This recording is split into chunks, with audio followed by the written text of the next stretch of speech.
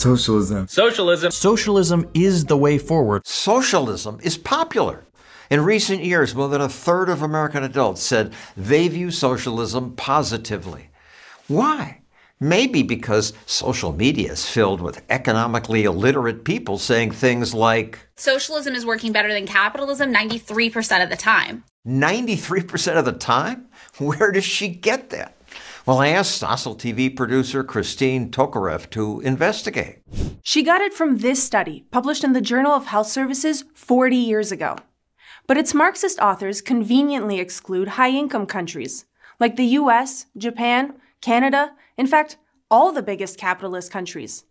They compare socialist countries to allegedly capitalist countries like these, some of which were at war. Based on that, she says, we have all the data showing that socialism does work. Madeline Pendleton is a TikTok star with more than 1 million subscribers. What do I like about communism? She celebrates communism, too. Mostly the increased life expectancy. But there's no increased life expectancy. People live longest in capitalist places, like Japan and South Korea. Even in the United States, where more people die young because we drive more. And so we have more car accidents. We eat more and get fat. Is that mac and cheese on your hamburger? It is mac and cheese. We shoot each other more often, and we take more dangerous drugs.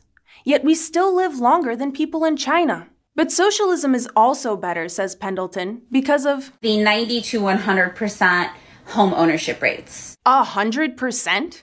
That's just silly. China, if you believe their statistics, does have almost 90% home ownership. But that only happened after China terminated socialist housing. Under socialism, just 20% of people owned homes. In socialist Venezuela, homeowners don't even own their homes. Dozens of people squatting in this abandoned office tower in central Caracas. Yet Pendleton claims the commies want to steal your house from your landlord and give it straight to you. Pendleton has plenty of company praising socialism on social media. This YouTuber with almost 2 million subscribers tells people why you should be a socialist. The guaranteed right to healthcare, food, and shelter. It's true, socialism promises free healthcare, food, and shelter. But that doesn't mean what people get is any good. Look at Cuba. El sistema nacional de salud cubano está destruido. Los hospitales abarrotados, la gente muriéndose en los pasillos.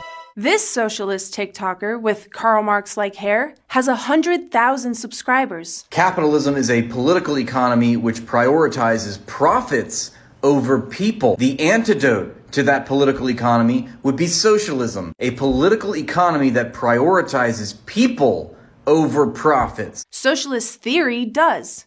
But again and again, what people get is misery.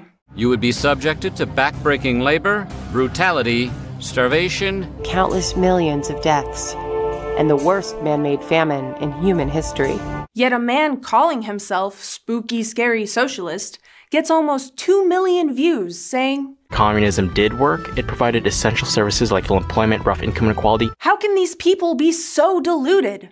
I'm eager to hear what they'll say when John interviews them. They tell millions of people, the central idea that unites all socialists is maximizing freedom, a more dignified life, and the democratization of power. Democratization? Like in China? Here, there's just one party, and its leader made himself president for life. Every socialist economy has failed. Venezuela was once the richest country in South America. Now, there are food shortages. More and more people reduce to eating from the rubbish. Socialism just doesn't work. It seems to work in Vietnam really great, actually. So says this TikTok socialist. But what finally worked in Vietnam was free markets. Before Vietnam embraced capitalism, people went hungry. The country depended on handouts. Then Vietnam legalized capitalism and freed the private sector. The TikTokers make the same mistake about China. Socialism worked in China. China eradicated extreme poverty. Wrong again. When China banned capitalism, millions died. Those who didn't get on with the leader of the production team or those who disobeyed his orders were starved to death. It was only after campaigns like the Great Leap Forward and the Cultural Revolution had killed tens of millions of people that China's leaders reversed course, embracing capitalism and encouraging private business. Only then did average incomes in China rise. But socialism's promoters still say, you don't need capitalism or profit. Innovation can flourish even when people are not motivated by profit.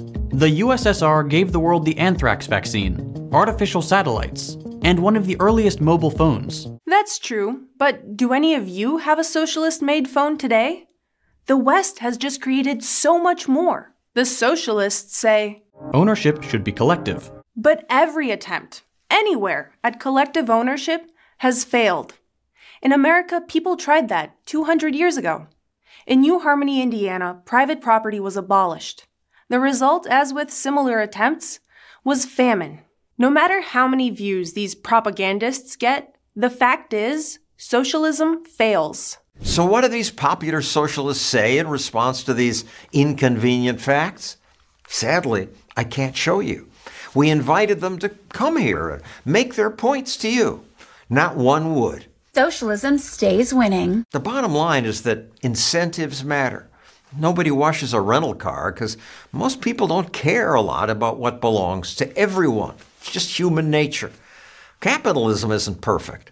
But if we really want a better future and freedom, capitalism, not socialism, is the way to get those things. Thanks for watching this video. If you want to help us make more like that, please click that button.